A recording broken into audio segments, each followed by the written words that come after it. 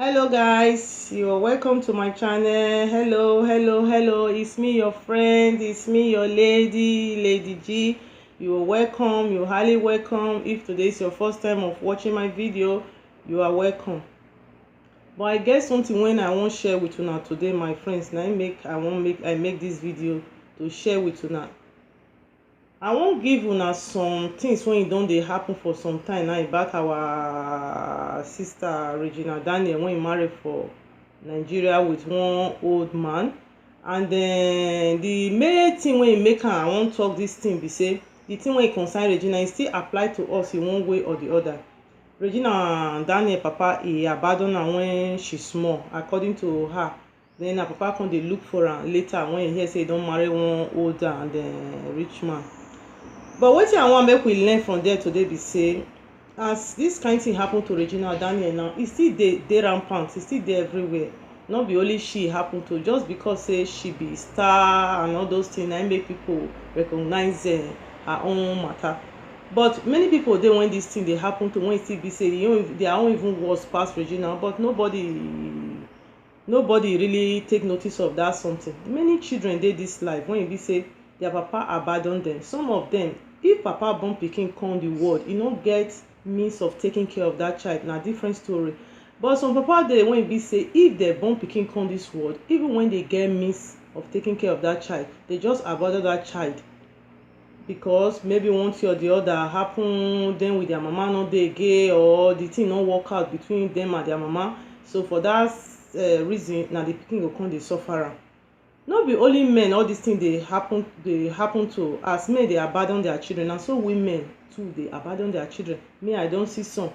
No be only men, as men dey abandon and so women dey abandon. The only thing be say, the difference be say na for men na im for plenty pass.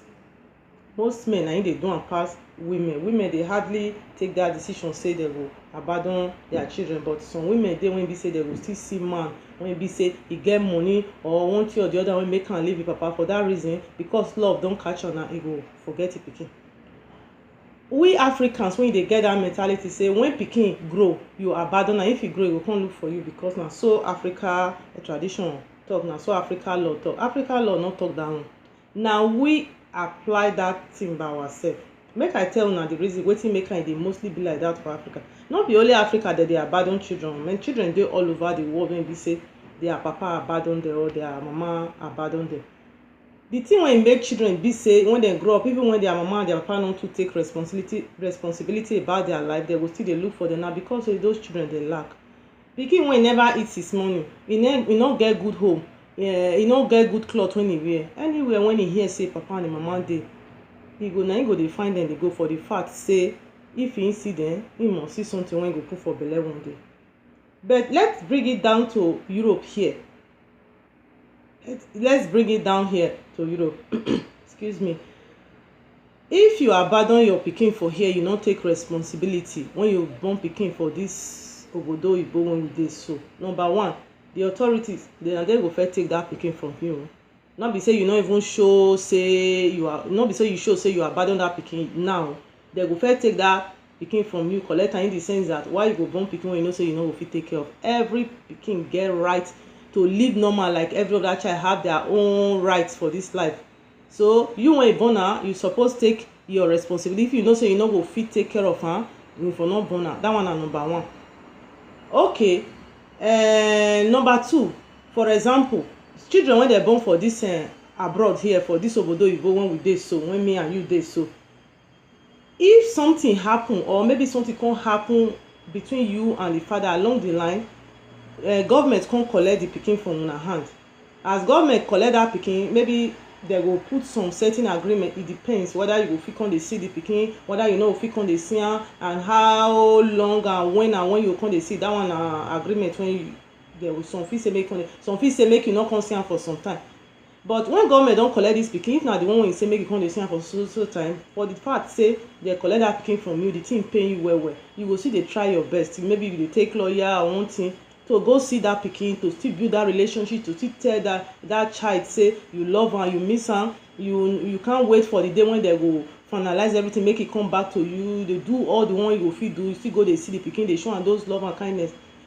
when that pikin don grow, because normally when pikin don reach 18 years na im dey get im own right for here. When that pikin don still grow, e no go still recognize you, because most of them wey I don see for here na so e dey end up. E no recognize you upon those sacrifice wey you make, when e be say you go take dey see am, you dey build that relationship, you still dey try to make things work out, e no still recognize you. Why? No be because say why the reason why that pikin no recognize, because e don dey used to those people.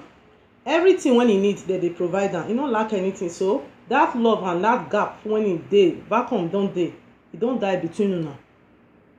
If eventually sef the pikin even come maybe he say he wan still stay with you, when you see some things na you go say you no go fit stay with the pikin again. Why I give instance for that side be say to tell you say children wey be say dem dey go look their papa, dem dey go look for their papa or their mama, especially their father, no be because say na Africa tradition, na because of things wey dey lack.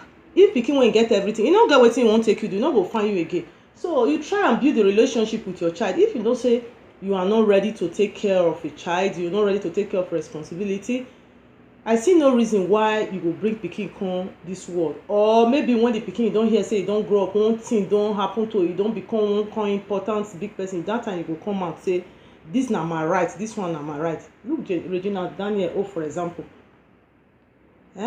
If papa come out because he hear say he marry old papa, you think say if to say Regina na disgraceful thing na him do, social media dey carry am now, so that dey carry am, you think say that man go come out say na him be papa? You think say that man go come out agree say na him born am?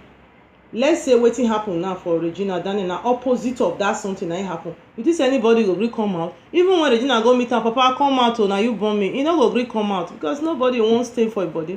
Nobody wan make shit rub im body. So my people, I wan make we still take example for this topic and these things wey don go viral for some time now.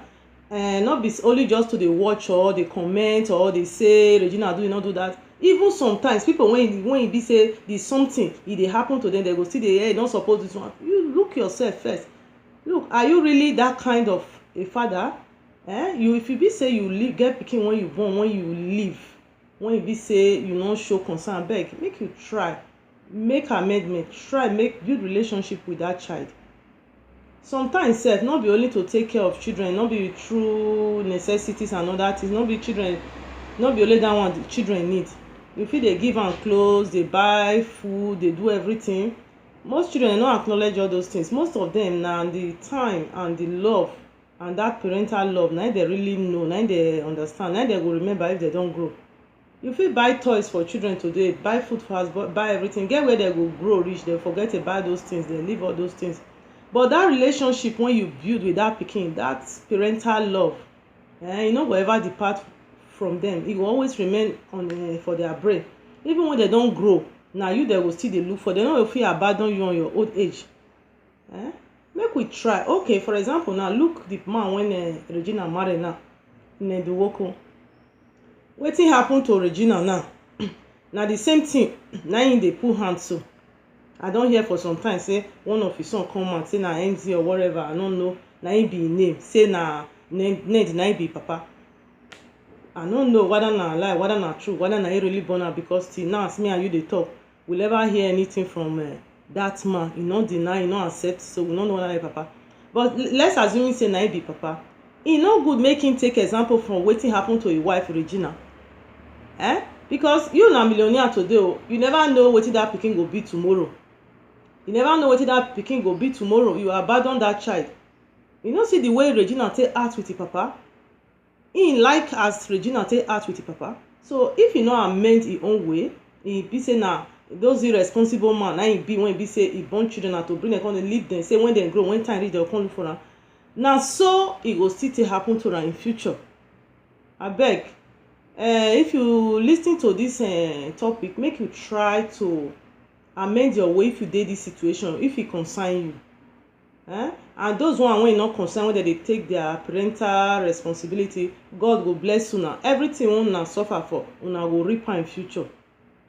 So na here I go dey roll up my video, and until I meet you some other time, and we'll talk more about other topic, other issues. I get many story wey I wan share with una. I get stories of my other video when things wey dey cause problem for marriage, things wey be say when you no know, some common things wey dey cause problem for marriage, infertility, and then some other things. So I go dey roll up for here.